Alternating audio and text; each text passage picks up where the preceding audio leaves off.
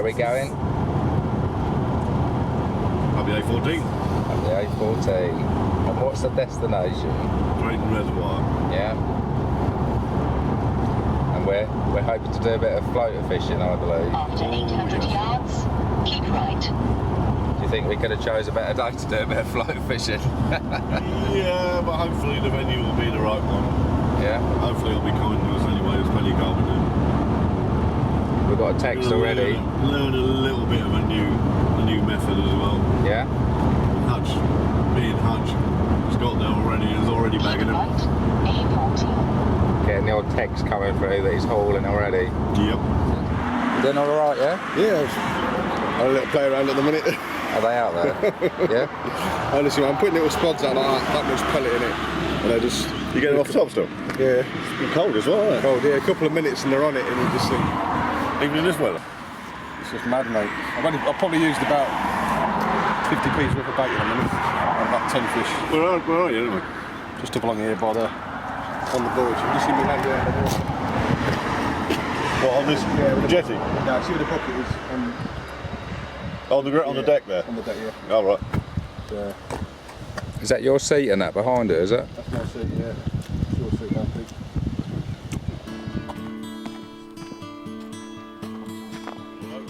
Yeah, I mean, you literally... I probably will not put that much in today because I don't want them drifting. Somewhere just fishing to the right of that buoy, basically? Yeah, or left of the buoy? We'll basically fish it here.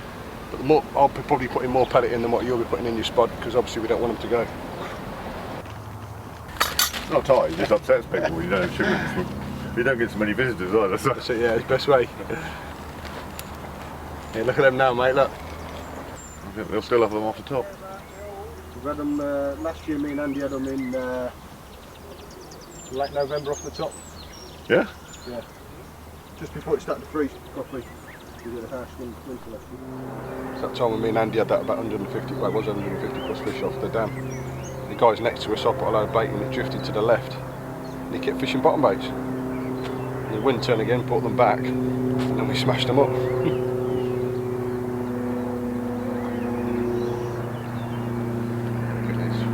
Once they come in.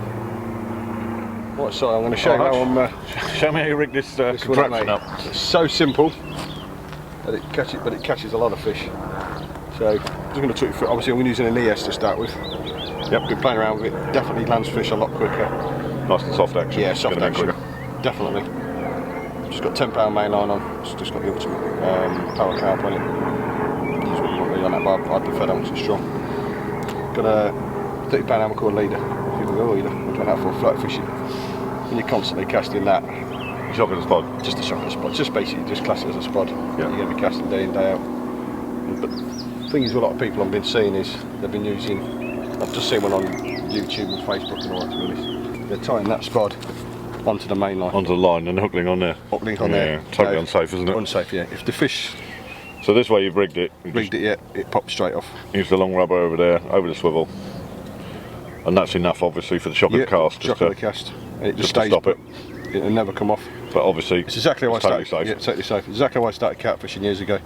And I think it's one of the safest anti-tangle rigs for this sort of style anyway. Yeah. And you don't get any tangling with it? No, I mean... Because obviously you've got, what, 6 foot hook link there? Yeah, I mean I start off about 6 foot and then what I tend to do is, just so that you don't mess around if you get a break off and stuff like that, just got half a dozen made up or so like that. Right. I make them probably 8 foot. The way things are here, you need a load, don't you? You do, yeah. It's and that's just tied like you would a zig rig or whatever? Zig rig, exactly the same, yeah.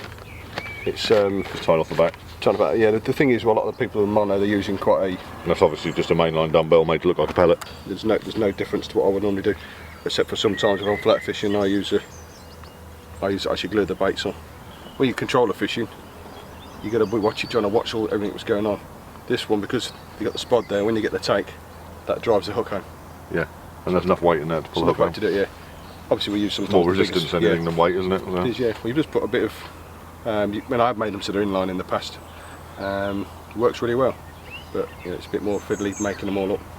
But you can put that on an ES over 100 yards.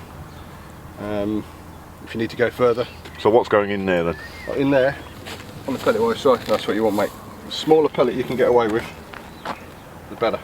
Yeah. I think these are 4 mil looking at. And obviously I brought some pellet with me, which is basically I've got from a local fish supplier. That's right. Or, you know, fish food supplier. That's where you can get them from pet But shops. is that sort of stuff's alright Yeah, as well? that's okay. I mean, this is a dynamite one because obviously I can get through dynamite, but you can. The places like Swans. And it's just normal expander pellet basically. That's all it is, yeah. And it's just basically, you can see there, they look. I don't know if you can see that. That's quite oily. Yeah, you've oiled those up, haven't you? And the reason why I oil it is it definitely works. And if you've got a bit, Slicks it up. Slicks it up, and if you've got a bit of wind, we've found that if you've got a bit of wind, it stops them from drifting a little bit more. Right, punishment of water a bit. Yeah, I think it just flattens the water off and for some reason doesn't make them drift too much. Yeah, probably a flattening effect, yeah. But definitely oil, definitely. So what do you oil it up with then? All I'm doing is, in that one there, I've just been using hemp oil, and I'll just pour that in. No, just over the top. Any sort of oil really. Any hemp oil. That's the mainline hemp oil, yeah. Yeah, you can use I think they do like fossil stuff, don't they, and all sorts. So you prepare that first to get that oiled up?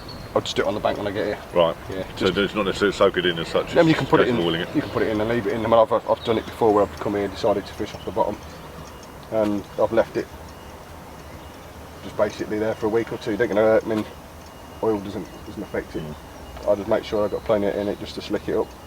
Just chuck it out while we're setting you up.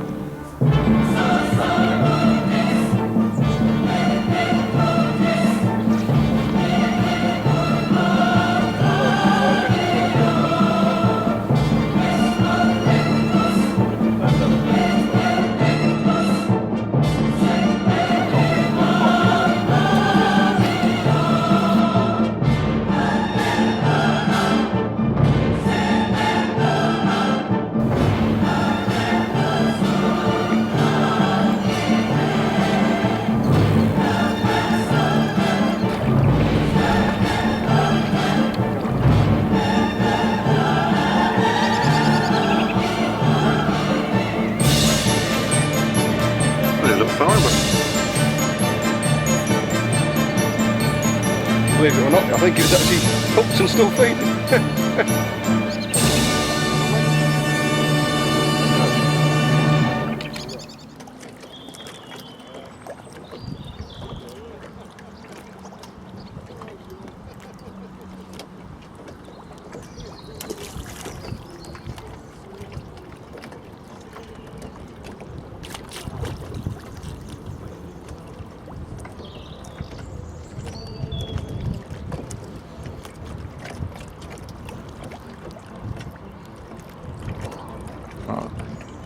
Simon's hook base in the bottom left hand corner. I think the fish just picked up the line then. Yeah, definitely picked up the line somewhere there. Oh, this is hook bait. Just there. Look. That's Simon's hook bait. Ooh.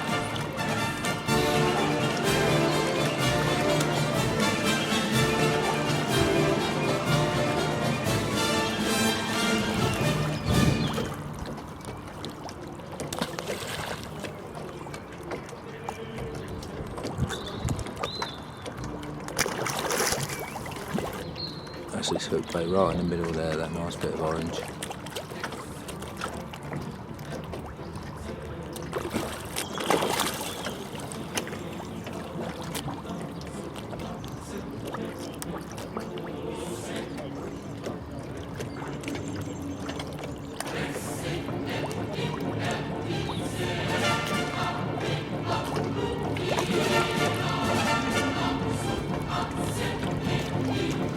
He hasn't realised it yet, but you just saw that take.